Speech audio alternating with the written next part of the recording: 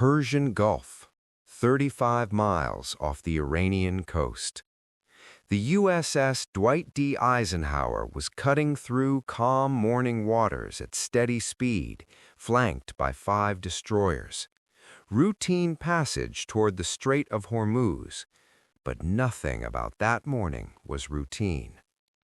Intelligence reports collected over 48 hours had painted a disturbing picture.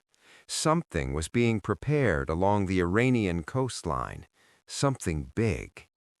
The reports were right. Stretched across 15 miles of rugged hillside overlooking the Gulf, 12 coastal artillery batteries had been active since before dawn, each one concealed inside reinforced concrete bunkers, each one armed with 6 155mm guns with overlapping fields of fire.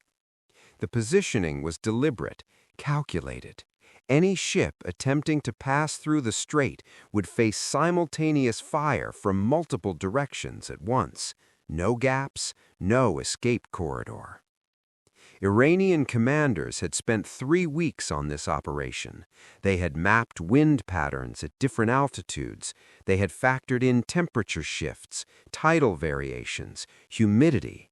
Firing tables had been revised and revised again. Range solutions calculated for targets at 12, 20, and 30 miles. They believed they had thought of everything. They hadn't thought of one thing. While gun crews moved 90-pound shells from underground storage to the firing positions, while elevation mechanisms were calibrated and observation posts manned, American radar operators aboard the Eisenhower were watching every movement, every radio transmission. Satellite imagery confirmed what electronic surveillance had already suggested. Iran was preparing a coordinated mass artillery strike. The carrier group didn't panic. It adjusted.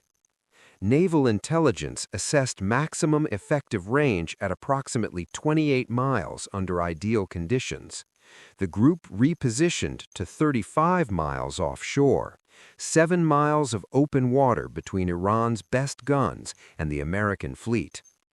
Destroyer crews activated defensive countermeasures. Damage control teams moved to readiness. Medical stations were prepped. The Americans waited, calm, with full knowledge of what was coming. At 10:30 in the morning, Iranian spotters finally acquired visual contact with the carrier group through their binoculars. Coordinates were relayed down the chain. The order was given. All 12 batteries opened fire at the same instant. 60 guns discharged simultaneously. The concussion rolled across the hillsides like a physical wall of sound. Shells arced high into the morning sky on steep trajectories, climbing thousands of feet before beginning their descent toward the American ships. Gun crews reloaded immediately. Practiced teams moving with the rhythm of weeks of drilling, 30 seconds per gun, then another salvo, then another. Within 5 minutes, more than 100 shells were airborne at any given moment, tracing a curtain of steel across the Gulf. It was an impressive barrage, genuinely impressive. It accomplished nothing. The first shells hit the water 7 miles short of the carrier group. Massive columns of white spray erupted across the surface, visible from the American ships. The radar data confirmed what the math had already shown. The carrier group was beyond effective range, not barely, by a significant margin. Iranian battery commanders heard the same result from every position simultaneously. Frantic radio traffic filled the command network. Adjustments were ordered. Gun barrels elevated to maximum angle, additional powder charges loaded, windage corrections stripped out to squeeze every last meter of range from the weapons. Crews fired again, shells climbing even higher this time, spending longer in the air as they stretched toward the absolute limit of what the guns could physically do. The improved shots fell 5 miles short instead of 7. Iran had fired more than 300 shells in 30 minutes.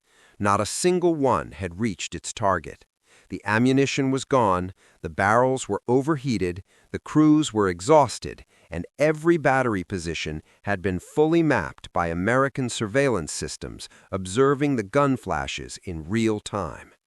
Iran had spent weeks of preparation to reveal their entire coastal defense network to the enemy. The American response took minutes to organize and minutes to execute. 4 destroyers turned toward the coastline and fired.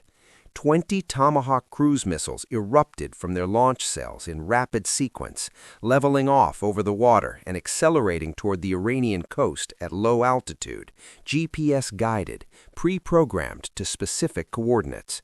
2 missiles per battery, 12 batteries, simultaneous impact. At the same moment, 6 Fa-18 Super Hornets from the Eisenhower crossed over the coastline at altitude, identifying battery positions from the lingering smoke and heat signatures rising from the gun emplacements. Each aircraft carried precision-guided penetrator bombs designed specifically to destroy hardened fortifications.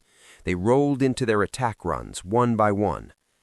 The first Tomahawk impacts destroyed 2 gun positions and detonated the ammunition stored beside them. Secondary explosions tore through the bunker from the inside. Black smoke marked the position as neutralized. Then the next battery, then the next. Concrete collapsed. Gun barrels were torn from their mounts. Fire control centers were reduced to fragments. One battery attempted to keep firing through the strikes, its surviving crews refusing to abandon the position. A second wave of Fa-18s ended that. By 11:30, all 12 batteries were silent. Fires burned at multiple positions along the coastline. The Artillery Command Center, located 5 miles inland, was located by intelligence assets and struck separately. Its communications towers, radar installations, and hardened command buildings were destroyed in a single coordinated attack. The entire coastal artillery network had been dismantled in under 2 hours. The operation didn't end there. 2 CH-53 Super Stallion helicopters lifted off from the Eisenhower, carrying 20 Marines. Flying low over the water to avoid radar detection, they landed near a destroyed battery on the southern end of the strike zone. The Marines secured the perimeter in under 3 minutes. The other 10 moved through the wreckage methodically. They photographed destroyed guns, measured barrel gauges, collected unexploded shells for technical analysis. In the partially intact command post, they found firing tables, range calculations, radio code books, and detailed coordination documents outlining exactly how the batteries had been designed to work together. 20 minutes on the ground. 0 Iranian personnel encountered. All had fled. The helicopters lifted off and returned to the carrier. The full engagement, from the first Iranian shell splashing harmlessly into the Gulf to the Marine helicopters landing back on deck, had lasted 2 hours. 3 American sailors sustained minor injuries from equipment movement during high-speed evasive maneuvers. All 3 were treated and returned to duty aboard their ships. Iranian artillery losses totaled the complete destruction of 12 battery positions, their command infrastructure, and an estimated 140 personnel. Iran had prepared for weeks. Iran had fired 300 shells. Iran had missed every single time. Then the country it had tried to hit dismantled everything it had built, collected the evidence, and left. That is the difference between a military that plans and a military that executes, between a show of force and actual force, between hoping your enemy doesn't notice and knowing he already has. The Strait of Hormuz remained open. The carrier group continued its passage. The fires on the Iranian hillsides burned for hours after the ships had already moved on.